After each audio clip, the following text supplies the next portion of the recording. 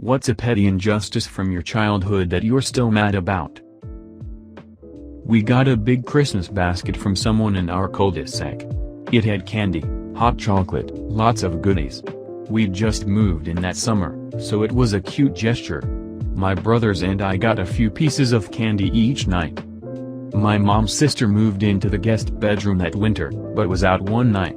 The same night my mom made the first fire of the season, and I fell asleep in front of it early, missing my candy for the night. I always let the dogs out in the morning at my mom's request, so I sleepily did so the next morning. Hours later my mom starts yelling that somebody must have ravaged the basket because it was nearly empty. Because I was the only one awake, I was enemy number one.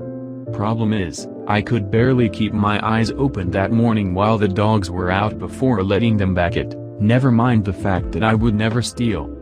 I was punished all day. Lots of super abusive stuff that I won't get into. I was basically convinced I must have done it in my sleep or was convinced by the devil because this was some real deal shit. And comes home later that night asking why I'm being punished and casually says, "Oh, I did that. My bad." Thought it was open to anyone. I was 9 and the shit I had to go through traumatized me for years. In 5th grade we had to do a presentation on American founding fathers and I had James Madison. We had to write a paper, that I also wish I may read again because it's probably terrible, and do a PowerPoint presentation. Both parts were separately worth 100 points for a total of 200 points. I got 101/100ths on the paper but only got 99/100ths on the presentation. Why? Because my bulleted notes on the PowerPoint didn't have periods at the end of the sentences. Never mind that it's bad form to have complete sentences in bulleted notes, I apparently was expected to put a full stop at the end of those notes. I am still mad about this 199/200 over a decade later. When I was in middle school, 4 girls that bullied me decided to tell the principal that I had a gun in my locker and I was going to shoot up the school. I did not have a gun in my locker. My principal went through my locker, found my diary, and read it front to back. It detailed how miserable and depressed I was as a result of bullying, and how I wanted it to end. My principal told my parents that if I showed up on school property, they would go into lockdown and the police would be called. I was required to get a risk assessment done, though. This was a small town in November, and risk assessments were booked until the end of May, which was the end of the school year, so my principal dropped that. My parents went through all our school rules and student handbooks and found that he suspended me against the rules that he, himself, rewrote when he started to work at the middle school 2 years prior. He suspended me using his rule about bringing anything considered a weapon to school. This rule included lighters, knives, and guns as examples. My parents had to clear out my locker when they were told I was being suspended. No weapon of any kind was found by them or the principal.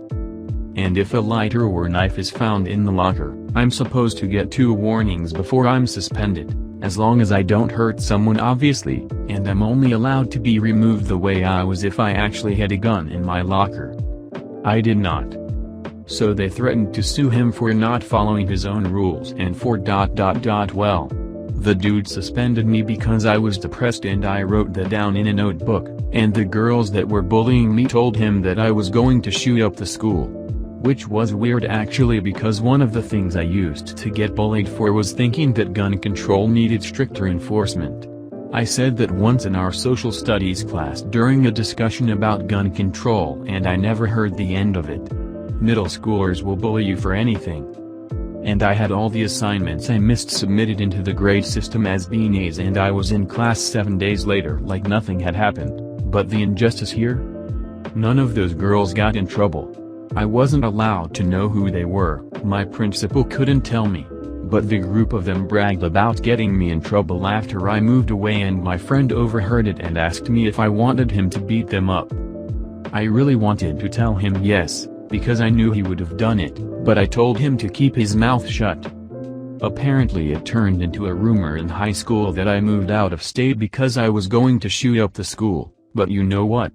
I just submitted my college application to get into one of the best goddamn marine biology programs in the country. I'm graduating with a great GPA, and my depression has improved significantly. Meanwhile, most of the kids that bullied me in middle school and made my life a living hell have been in my less than reputable friend's garage doing meth. Yeah, so that's also what happens when you're friends with the angry kid in middle school. Turns out there's a reason he was the angry kid and people do hella drugs around him, but he's super nice to me. Be nice to people in middle school, kids. You never know if they'll end up being a gang member, and I don't consider it too bad of a thing to have a gang member as a friend just in case. Proud of him, though, he's working on digging himself out of his crappy position. Miss him. He was a great dude, always looked out for me. The type of friend that would offer you a cigarette and tell you that he respected you for being stronger than he was when you sheepishly declined, and then make a visible effort to blow the smoke up instead of in your face while you talked. Good guy. Playing softball in elementary school. A teacher was umpire and seemed to be making up rules. I was playing third base. A batter popped up the ball, just foul along the third base line.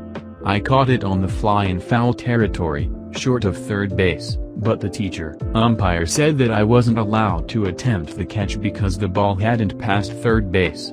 Defuke. She sent the batter to first base and removed me from the game for breaking the rules.